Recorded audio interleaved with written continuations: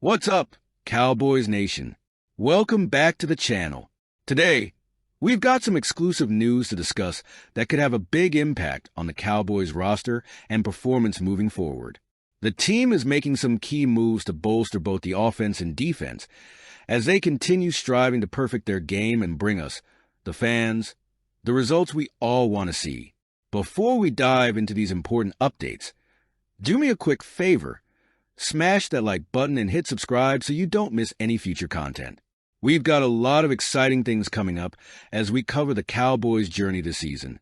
All right, let's jump into the latest Cowboys news.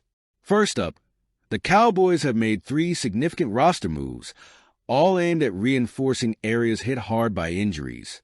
According to Todd Archer of ESPN, the team has signed wide receiver Seth Williams and defensive end Luigi Villain to the practice squad after a workout earlier this week. But the biggest news? The Cowboys are calling up veteran defensive end Carl Lawson to the active roster. Let's break down each of these moves and why they matter. Let's talk about Carl Lawson. For those of you who might not be too familiar with him, Lawson was originally drafted by the Cincinnati Bengals in the 4th round back in 2017. He had a standout career at Auburn and brought that same intensity to the NFL. After his rookie contract with the Bengals, Lawson hit the free agent market and signed a 3-year, $45 million deal with the New York Jets in 2021. His time with the Jets was a bit rocky due to injuries, but he's always been known for his ability to pressure the quarterback. Now he's with the Cowboys, and this isn't just any ordinary signing. Dallas brought Lawson in during camp, and while he started on the practice squad, he's been called up to the 53-man roster to help a defensive line that's been seriously hit by injuries. In 2024, Lawson has already appeared in 3 games for the Cowboys, recording 2 tackles and half a sack. But here's why this move is huge for the Cowboys' injuries. The Cowboys' defensive end group has been decimated, with Sam Williams, DeMarcus Lawrence, Micah Parsons, and Marshawn Kneeland all dealing with injuries. Parsons could return in Week 8 after the bye week, and both Kneeland and Lawrence are expected back at some point this season. But Sam Williams is out for the year. That's where Lawson steps in, bringing much-needed depth and experience to the defensive front. Lawson's ability to get after the quarterback could be a game-changer for Dallas. He's got the kind of explosive speed and power off the edge that forces opposing quarterbacks to make quicker decisions, something the Cowboys' defense thrives on. In a season where we've seen our defense carry much of the load, adding a healthy, motivated veteran like Lawson could give us that extra edge we need in these crucial upcoming games. Next up, Seth Williams. The Cowboys are dealing with some injuries at the wide receiver position too, which made this signing necessary. Seth Williams was part of a workout group that included other receivers like Denzel Mims and Dante Pettis, but Williams impressed the staff enough to earn a spot on the practice squad. For those unfamiliar with Williams, he was drafted by the Denver Broncos in the 6th round of the 2021 NFL Draft. He's got good size at 6 feet 3 inches and has the ability to make contested catches. While he hasn't put up huge numbers in the NFL yet, he's shown flashes of potential both in the pros and during his college days at Auburn. With Brandon Cooks on injured reserve due to a knee infection following a procedure, the Cowboys needed to add depth at receiver, and Williams could provide just that. Cook's absence has left a gap in the passing game, and while Dak Prescott has done a good job spreading the ball around, having more weapons is never a bad thing. Williams won't be expected to come in and be a star right away, but his size and skill set make him an interesting option in the red zone and on deeper routes. He's got the ability to create mismatches, and with more time in the Cowboys system, he could become a valuable asset down the road. Finally, we've got Luigi Villain, another addition to the defensive end group. Like Lawson, Villain is being brought in to help with the depth issues caused by the rash of injuries to the Cowboys' D-line. Villain went undrafted in 2022, but signed with the Minnesota Vikings as a free agent. While he didn't get much playing time, he's shown promise in limited action. Villain's biggest strength is his quick first step and ability to bend around the edge. He's still developing as a pass rusher, but the Cowboys clearly see potential in him, and with the injuries stacking up, this could be his chance to prove himself. The team is hoping he can be a rotational player who provides relief for guys like Dorrance Armstrong and Carl Lawson. Given the Cowboys' defensive scheme, which relies heavily on generating pressure up front, Villain's ability to disrupt the pocket could make a difference, especially in third down situations. His addition to the practice squad gives the Cowboys a young, hungry player with upside who could eventually earn his way onto the active roster. These signings show that the Cowboys are taking a proactive approach as they deal with injuries on both sides of the ball. Losing key players like Parsons, Lawrence, and Cooks is tough, but bringing in guys like Carl Lawson, Seth Williams, and Luigi Villain gives the team more options moving forward. For the defense, it's all about depth and keeping the pressure on opposing quarterbacks. With Parsons sidelined for at least another week and Sam Williams out for the season, the addition of Lawson and Villain provides much-needed bodies in the rotation. And while the Cowboys' pass rush has been one of the best in the league, having fresh legs like Lawson's could keep that momentum going. On the offensive side, the signing of Seth Williams helps fill the void left by Brandon Cooks. Dak Prescott has been doing a solid job with the weapons he has, but having another receiver with Williams' size and catch radius could give him more options, especially in the red zone. Carl Lawson is a proven pass rusher with a lot of experience, and he's hungry to prove himself after dealing with injuries in recent seasons. If he can bring his A game, he'll add another layer of danger to this already potent Cowboys defense. Seth Williams is a bit more of a wild card. He's shown flashes but hasn't yet broken through in the NFL.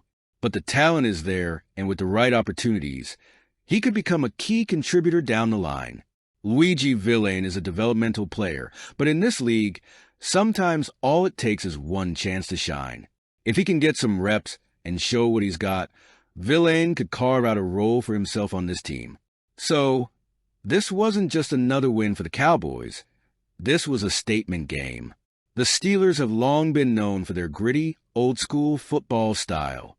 They might not be Super Bowl contenders anymore, but they have a knack for winning ugly. And when you're facing a team like that in their backyard, it's never easy. But this is exactly the kind of game head coach Mike McCarthy has been preparing his team for. Those ugly, tough wins where you just grind it out. McCarthy's vision for this Cowboys team is clear. While we all love those blowout wins where we score 40-plus points, being able to persevere through penalties, turnovers, and injuries to come out with a W is a crucial part of his coaching philosophy. And that's exactly what the Cowboys did Sunday night. Let's not sugarcoat it. This wasn't a perfect game. The Cowboys were penalized 11 times, marking the third time this season they've hit double digits in penalties. And guess what? All those games were on the road, but we won every single one of them. This team has shown they can overcome those challenges, but we definitely need to clean things up if we want to make a deep playoff run. Then there's Dak Prescott. He had a rough night with 3 turnovers. The first was a sack fumble that was 100% on Dak for holding the ball too long. The second was a miscommunication with C.D. Lamb in the red zone that led to an interception. And the third was a poorly placed deep shot to Jalen Tolbert that got picked off. Those mistakes killed 2 potential scoring drives and kept the game closer than it should have been. But here's the thing, Cowboys Nation. Dak Prescott showed up when it mattered most. Late in the game, McCarthy put the ball in his quarterback's hands and trusted him to make plays. And that's exactly what he did. The game-winning drive started with a beautifully called screen pass to Hunter Luepke, and then Dak executed a perfect option play that set up the final score. The Cowboys took the lead with just seconds left, sealing a hard-fought victory. One thing that stood out for the second week in a row was the increase in pre-snap movement on offense. This is something the Cowboys struggled with earlier in the season, but now it seems like they're getting into a groove. The more movement we see, the more unpredictable this offense becomes, which makes it harder for defenses to key in on what we're doing. And let's not forget the run game. Rico Dowdle had himself a night. While his success rate wasn't as high as last week, he still managed to break 6 tackles and had 3 runs of over 10 yards. For a guy who's been fighting for touches, this was a solid performance. The Cowboys, as a team, had a 38.7% run success rate, which was their second-best performance of the season. Now, Let's talk about the defense. This unit was without Micah Parsons, DeMarcus Lawrence, and Marshawn Nealon, yet they stepped up in a major way. The Steelers were held to just 3.4 yards per carry, and for the first time this season, our defense didn't allow a single run of over 10 yards. That's a testament to the depth and resilience of this squad. Even more impressive was how the defense handled Steelers quarterback Justin Fields.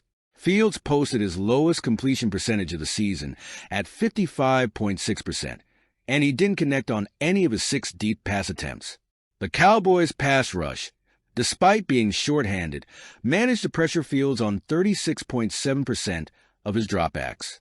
That's huge considering we were missing some of our top playmakers. This win had to feel extra sweet for Mike McCarthy. Pittsburgh is where he grew up, and this was only his 3rd time coaching in his hometown. Before Sunday night, he was 0-2 coaching against the Steelers in Pittsburgh from his time with the Packers. But this game was different. McCarthy's Cowboys didn't just beat the Steelers. They outplayed them at their own game. For a team that prides itself on winning ugly, McCarthy's Cowboys came in and did just that, walking away with a gritty, hard-fought win. It was a perfect reflection of the kind of toughness and resilience McCarthy has been instilling in this team since he arrived in Dallas. Now that we've got this win under our belt, the Cowboys are heading home to take on the Detroit Lions. The Lions are no joke. They've been playing tough, competitive football all season long. Plus, the Cowboys are still looking for their first home win of the year at AT&T Stadium. This victory over the Steelers should give the team a much-needed confidence boost heading into that game. All right, I want to hear from you. Do you think Carl Lawson will be a difference maker on the Cowboys' defense? What about Seth Williams? Can he step up in the absence of Brandon Cooks? And do you think Luigi Villain has a future with the team? Drop your thoughts in the comments below. I'm really curious to hear how you all feel about these new signings and how you think they'll impact the team moving forward. And before you head out, don't forget to smash that like button and subscribe to the channel so you don't miss any updates. We've got more exclusive Cowboys content coming your way as we continue covering every twist and turn of the 2024 season. Thanks for tuning in, Cowboys Nation, and as always, go Cowboys!